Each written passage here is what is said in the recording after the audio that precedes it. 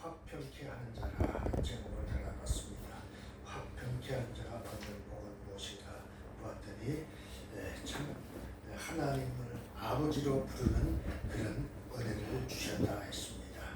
오늘 우리가 세상의 그 어떠한 부모보다 어떠한 그러한 일가친척보다 하나님을 아버지로 부르는 그러한 복된 은혜가 저와 여러분에게 임하시길 주님의 이름으로 축복합니다. 세상의 부모는 잠시요, 세상의 일가 친척들도 잠시라고 합니다. 그렇습니다. 형제들도 참 오래 가지 않아 헤어져야 하고 떠나야 합니다. 그러나 우리 하나님 아버지는 영원한 하나님이시고 온 우주 만물을 창조하신 하나님이시기에 우리의 모든 생사 화복을 주장하십니다. 그래서 하나님께서 복 주시면 복이 넘쳐나고 화를 주시면 우리는 당할 수밖에 없고 그 화는 우리가 감당할 수 없는 화가 되어서 심판에 이르게 되는 것입니다. 그러나 하나님을 아버지로 부르는 자들에게는 그러한 화가 사라지고 오늘 하나님의 언약의 축복만이 임하게 되어진 줄 믿습니다. 특별히 또 오늘 우리에게 필요한 것은 하나님께서 천국을 유업을 받을 수 있다는 것을 말씀하고 있습니다. 우리가 세상에 살아가는데 참 힘들고 어렵습니다. 우리가 집이 있다 해도 그저 그냥 작은 10평 남짓한 그러한 집에서 살아가고 그러한 집도 없어서 참 그 살기가 힘들다고도 각박하다고 이렇게 이야기들을 합니다. 그런데 어떤 사람은 150평, 200평, 300평 넓은 땅에 큰 집을 짓고 안에서 수영장을 만들어 놓고 수영을 하는가 하면 그 무슨 정원을 만들어서 아름다운 꽃과 나무들을 심고 그리고 또 무슨 골프장까지 만들어 놔서 그 골프를 치면서 즐기는 사람들도 있고 있습니다. 그러나 세상적으로 볼 때에 그러한 사람들은 그러한 부유한 사람들을 보면 부러움의 대상이 되고 나는 도대체 무엇인가 하는 좌절감을 느낄 때도 있습니다. 그것이 중요한 것이 아니라 오늘 우리에게는 온 우주 만물을 창조하신 그 하나님께서 계시는 천국을 유업으로 받는 자가 된다는 것을 생각하면서 이 땅에 잠깐 있다 없어질 그러한 부귀 영화 때문에 하나님의 은혜를 잊고 살아가는 어리석은 자들이 아니라 천국을 유업으로 받는 복된 성도들이 다 되시기를 주님의 이름으로 축복합니다. 이것이 우리가 살아가는 이유이고 이것이 우리에게 꼭 필요한 것이고 이것만 있으면 세상에 참 무슨 고통을 당해도 영원한 천국을 소망하면 그것을 이길 수가 있다고 이야기합니다. 그래서 아브라함 같으니 참 모세와 같으니 그 믿음으로 그 영원한 천국을 바라보았다고 말씀을 하고 있는 것입니다. 오늘 우리에게도 믿음으로 그 천국을 바라보고 그 하나님이 계신 천국을 소유하는 성도들이 되시기를 주님의 이름으로 축복합니다. 갈라디아서 3장 29절에 보면 너희가 그리스도께 속한 자면 곧 아브라함의 자손이요 약속대로 유업을 이을 자니라. 하나님의 자녀가 되면 하나님의 상속자가 된다는 것입니다. 이 나라에 굴지의 재벌인 삼성의 이건희 회장 같은 이가 있습니다. 근데 그는 지금 몇 년째 식물 인간과 같은 그러한 삶을 살아가고 있다고 이야기합니다. 그 능계를 꽂고 그저 영양제나 맞으면서 그 아무 의식 없이 살아가는 사람입니다. 그런데 그 아들 이재용 씨는 어떻습니까? 그 아버지가 그렇게 식물 인간같이 살아있지만 그 아버지의 유산으로 인해서 대그룹의 부회장이지만 그 부회장 이상 가는 그러한 지위를 가지고 군림하는 것을 보게 됩니다. 그럼 많은 사람들이 부러워하죠. 그러나 그것이 부러울 것이 무엇이 있겠습니까? 우리에게는 하나님이 우리의 아버지고 그 온 우주 만물의 주인이신 그분이 내 아버지이기에 오늘 우리 하나님이 주시는 아버지가 주시는 그러한 유업을 받는 그러한 하나님의 자녀들이 되었다는 사실을 생각하면서 이 세상 것에 부러워하는 자가 아니라 영원한 하나님의 은혜에 감사하는 성도들이 되시기를 주님의 이름으로 축복합니다. 그래서 로마서 8장 17절에 보면 이렇게 말씀을 하고 있습니다. 자녀이면 또한 후사 곧 하나님의 후사요 그리스도와 함께한 후사니 우리가 그와 함께 영광을 받기 위하여 고난도 함께 받아야 될 것입니다. 오늘 우리는 참 이 땅에 살아가면서 이 모양 저 모양으로 고난을 받을 때도 있습니다. 그러나 그것으로 인해서 우리가 좌절하고 낙심할 것이 아니라 그 건너 그 하나님이 예비하신 축복의 땅 영원한 천국을 바라보면서 이기는 자들이 되라는 것입니다. 하나님은 우리에게 후사라고 말씀하십니다. 자녀라고 말씀합니다. 그래서 하나님의 후사여 그리스도 예수 안에 있는 후사라고 말씀하고 있는 것입니다. 여기 유업을 이을 자는 바로 후사라고 이야기를 하는데 이 후사라고 하는 단어의 뜻이 무엇이냐? 헬라어로는 클레로노모스라고 하는 단어인데 이것은 바로 상속자라고 하는 뜻을 가지고 있습니다. 우리가 영화나 드라마에 보면 참 부잣집 상속자들은 참 이루 말할 수 없는 호화스러운 의상을 입고 그 상상도 할 수 없는 그러한 참 파티를 하면서 즐기고 하는 것을 보게 됩니다. 그러면 나도 그러한 사람이 될까? 그래서 무슨 드라마마다 보게 되면 그 무슨 뭡니까? 그 동화에나 나올 법한 그러한 상상을 하면서 내가 저런 사람의 배우자가 되면 어떨까 하는 꿈을 꾸기도 하고 그렇습니다. 그러나 그러한 사람들이 아무리 재산이 많다 한들 조족지혈이라고 하는 것이 있죠. 온 우주 만물에 비할 수가 있겠습니까? 삼성의 이건희 회장의 재산이 6조 8천억 9천억 7조 원 가까이 된다고 이야기를 합니다. 우리 주머니에 지금 당장 가지고 있는 현금이 얼마 있는지 또는 통장에 잔고가 얼마 있는지 모르겠습니다. 상상도 할 수 없는 그런 큰 돈이라고 하는 것을 우리가 알 수가 있는 것이죠. 뭐 1,000억만 돼도 우리가 뭐 200만 원씩 받는 월급쟁이가 몇백 년을 일해야 받을 수 있는 돈이다 이렇게 이야기하고 있죠. 그런데 그것을 가지고 천국에 갈 수만 있다면 얼마나 좋겠습니까? 그래서 열심히 돈을 벌어서 천국을 돈으로 살면 얼마나 좋겠습니까? 그러나 하나님은 그렇게 말씀하지 않습니다. 오늘 내가 너를 인정하면 너는 내 자녀가 된다. 그 인정의 조건이 무엇이냐? 예수 그리스도의 그 피의 공로를 힘입으라는 것입니다. 예수 그리스도의 피를 힘입어서 예수 그리스도를 믿음으로써 죄사함을 얻으면 너는 내 아들이다. 너는 내 자녀다. 너는 내 백성이다. 그래서 내 후사여 내 상속자라고 말씀을 하고 있는 것입니다. 그 삼성의 이건희 회장이 그 8조 원을 받으면 뭘 할 것이고 그 7조 원을 받으면 뭘 할 것입니까? 잠깐 있다가 사라질 그런 운명인 것입니다. 대한항공에 참 요새 그 회장이 비명의 아직도 젊은 나이 70세의 일기로 세상을 떠나고 말았습니다. 그 많은 재산들 무엇합니까? 다 헛되는 것일 뿐. 그 자식들이 그 재산을 가지고 어떻게 사용하고 그것으로 얼마나 아름다운 선한 사업을 쓰면 얼마나 좋겠습니까만 그 아내나 그 자식들의 그 모습들을 볼 때에 선한 사업에 쓰는 것보다 허랑방탕하게 쓰다가 결국 죽을 때에는 아무것도 가지고 가지 못하고 그냥 지옥으로 티켓을 가지고 가는 인생들이라고 하는 사실을 생각해 본다면 오늘 우리는 그 많은 재산을 부러워할 사람들이 아니라 천국을 유업으로 받을 그러한 하나님의 자녀가 된 것을 감사하고 오늘 우리에게 필요한 모든 것을 하나님의 말씀 안에서 성취하고 얻어버리는 그러한 성도들이 다 되시기를 주님의 이름으로 축복합니다. 그렇습니다. 오늘 우리가 아무리 세상 사람들이 부러워하고 그렇다 할지라도 요새 보게 되는 자연인이라고 하는 프로가 있습니다. 근데 그 사람들이 참 세상에서 너무나도 힘들고 어려운 그런 삶을 살다가 참 모든 것을 포기하고 자연 속으로 들어갔더니 건강도 회복되어지고 너무나도 기쁘고 즐겁고 건강하게 살아간다고 이야기합니다.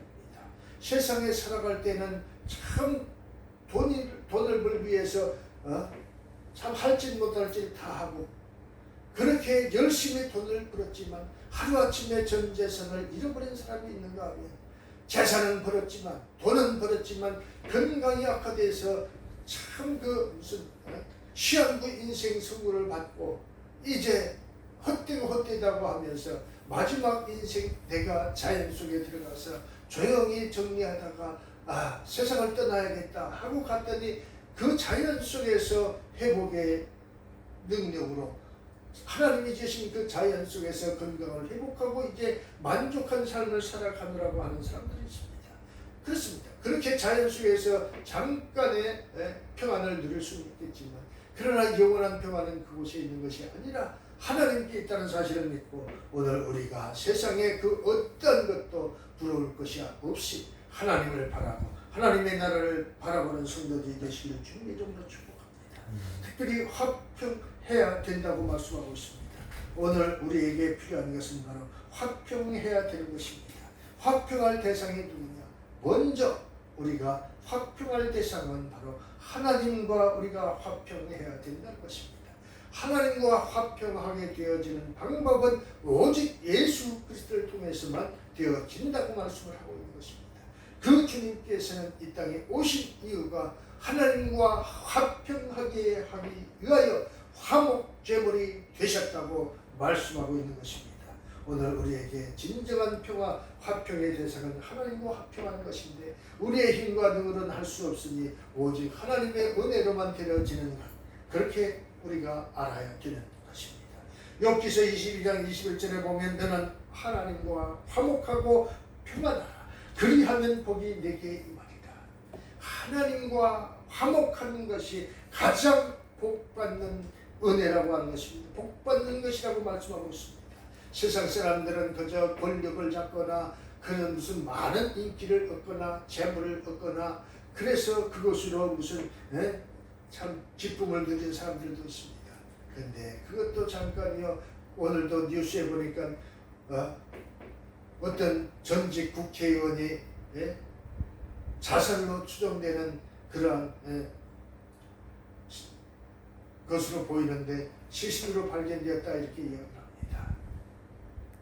국회의원을 하고 무슨 정무부시 부도지사를 하고 각종 권력의 핵심에서 일을 해왔지만 요새 무슨 비리 사건에 연루되어서 조사를 받고 있던 중이었다고 이야기합니다.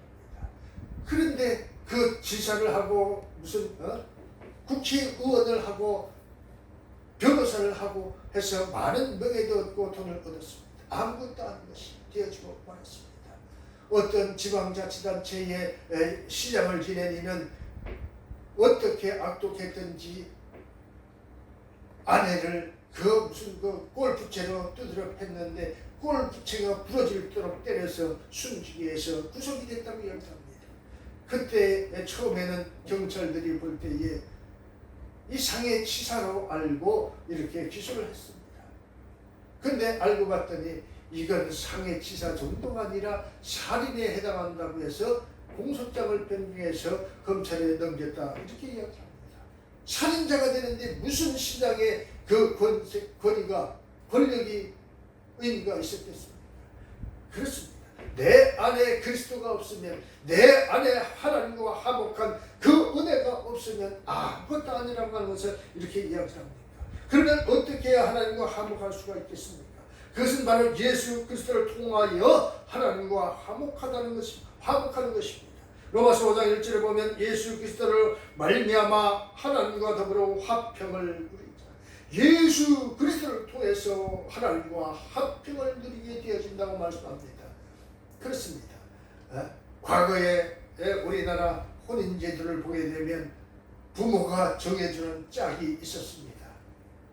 그래서 알지도 못하는 그러한 결혼식 전에는 보지도 못한 남자와 여자가 결혼을 해서 한 가정을 이루고 살아가는 것을 보게 됩니다. 그때에도 그렇게 참 많은 문제가 있었지만 살아갔습니다. 거기에서 진정한 가정을 이룰 수 있었던 비결은 무엇이냐? 부모가 맺어주었거나 아니면 그 중심음이라고 하는 중매쟁이가 연결을 해 주어서 결혼을 하게 되었다는 것을 이야기하고 있죠. 부동산도 마찬가지죠. 우리가 집을 구하려고 하면 부동산 중개사의 중개를 통해서 매입자와 세입자 또는 판매자가 만나게 되어지는 것입니다. 근데 그 중매자가 악한 마음을 품고 있으면 아무것도 안 되는 것입니다. 사기를 당하거나 아니면 큰 낭패를 보게 됩니다. 좋은 집이라고 소개해서 들어갔더니 밤만 되면 시끄러워서 참 층간소음 때문에 고통을 당하고 화장실에 가서 볼일을 봐도 위에서 아래서 하는 소리 다 들리고 이래서 고통당하는 사람들이 얼마나 많이 있습니까? 근데 그 중개사들은 나 몰라라 하고 한번 중개했으면 그것으로 끝이라고 하는 것을 보게 됩니다. 그렇습니다. 그런데 오늘 우리 하나님과 화목하게 하는 그 중매자가 누구냐? 바로 화목케 하는 그 사람이 예수 그리스도라고 이야기하는 것입니다. 그분이 누구냐? 하나님의 독생하신 아들 예수 그리스도라고 하는 것이죠.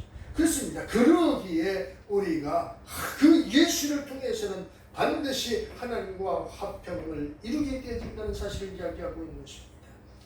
그 아버지와 우리를 맺어주는 그러한 역할을 하는 바로 예수 그리스도라고 하는 것입니다.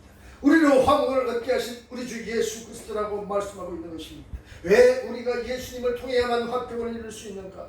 그것은 바로 예수님께서만이 우리의 모든 죄를 대신 짊어지셨기 때문인 것입니다.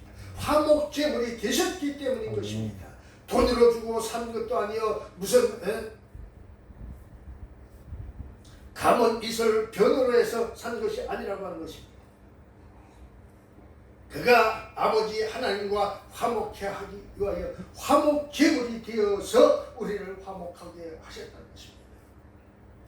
우리를 사랑해서 우리의 죄를 대신 지고 십자가를 지신 예수, 그 예수님이 그 아버지 하나님께 가서 내가 저들을 내 목숨같이 사랑합니다. 그래서 내 목숨을 바쳤습니다. 그러니 나와 그러니 아버지와 화목한 것처럼 저들과도 화목하십시오. 화평하십시오. 라고 하는 그러한 피의 제사를 하나님께 올려드렸다는 것입니다. 그 중보의 능력이 오늘 우리로 하나님과 화평을 이루게 되었다는 사실인 것입니다. 그렇습니다. 그런데 예수님이 화목제물이 되어 주심으로써 그 가로막혔던 죄의 문제가 해결되었습니다. 요한일서 2장 2절과 4장 10절을 보면 예수 그리스도께서 우리의 화목제물이 되셨다고 말씀하고 있습니다. 로마서 3장 25절에서는 예수님께서 우리 화목제물이 되셔서 우리의 죄를 간과하심으로 분명히 죄가 있는데 죄가 없이 또는 죄가 없어 그래 괜찮아 하나님이 인정해 주셨다고 말씀하고 있는 것입니다. 그래서 그냥 넘어가신 것이라고 말씀하고 있는 것입니다. 하나님과 화목하게 되었다고 말씀하고 있다는 것입니다. 오늘 우리 이 말씀을 통해서 진정한 화목은 바로 예수 그리스도를 통해서 화목해야 한다는 것입니다. 또 누구와 하나님 화목해야 되는가? 뭐니 해도 주변에 있는 이웃과 화목해야 됩니다. 이웃들 간에 다툼이 일어나고 살인이 일어나고 하는 이유가 어디 있습니까? 화목하지 못하기 때문에 그렇습니다. 서로를 이해하고 서로를 사랑하고 서로를 용서할 수 있는 그러한 관계가 이루어져야 됩니다. 그런데 주변에 일어나는 일들을 보면 그 집 앞에 골목길에 주차 문제로 다투다가 살인이 일어나고 층간소음 때문에 살인이 일어나고 별의별 일들이 많이 일어나는 세상을 보게 됩니다. 오늘 우리는 진정으로 이웃과 화목해야 됩니다. 나를 위하여 우리 주님이 그 십자가를 지셨다면 오늘 이웃과 화목하지 못할 이유가 없다는 것입니다. 에베소서 2장 14절로 15절에 보면 이방인과 유대인 사이가 담으로 가로막혀 있었는데 예수님께서 그 담을 허시고 유대인과 이방인이 서로 화목하게 하셨다고 말씀하고 있습니다. 또 로마서 12장 18절에서는 할 수 있거든 모든 사람으로 더불어 화목하라고 말씀하고 있는 것입니다. 오늘 우리가 무엇이 잘난 것이 있고 무엇이 내세울 그러한 것이 있습니까? 오늘 우리가 주님의 은혜가 아니면 아무것도 아닌 존재들인 것입니다. 그런데 오늘 우리가 우리의 죄를 대신하고자 주님은 십자가를 지시고 화목제물이 되셨는데 이웃에게 잠깐 내가 수치를 당했다고 잠깐 내가 억울함을 당했다고 그것을 마음에 새기고 그것을 하늘로 품고 그것을 원수를 갚겠다고 그것과 화목하지 못한다고 하면 그것은 오늘 우리가 받은 은혜에 비하면 너무나도 작은 것입니다. 그렇습니다. 그래서 말씀합니다. 어떤 빚진 자가 있었습니다. 그 수만 양의 빚을 지고 갚을 길이 없었습니다. 그래서 찾아갔습니다. 갚을 길이 없으니 차라리 나를 데려가십시오. 그랬더니 그 주인 이야기를 합니다. 모든 부채를 탕감해 주었습니다. 그런데 자기에게 원 20개를 빚진 자가 있었습니다. 그것을 갚지 않는다고 그 처 자식들을 볼모로 삼고 그 빚쟁이를 노예로 팔아버리는 사건이 벌어졌습니다. 그랬더니 그 원금을 탕감해 줬던 전주가 이야기를 합니다. 괘씸하도다. 너는 이렇게 큰 돈을 탕감받았는데 그 작은 것 하나 탕감하지 못하였더냐. 내게 다시 묻는다. 다 갚을 때까지 너희는 자유 없는 삶을 살아라. 그렇습니다. 오늘 우리에게 필요한 것은 바로 이웃과 화목하는 길입니다.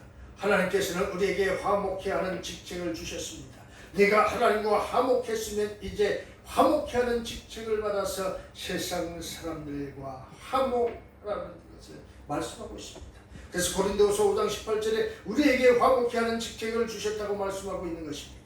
우리가 그 직책을 감당하기 위해서는 이웃을 사랑하고 이웃에게 복음을 전하는 전도의 사명을 감당해야 한다는 것입니다.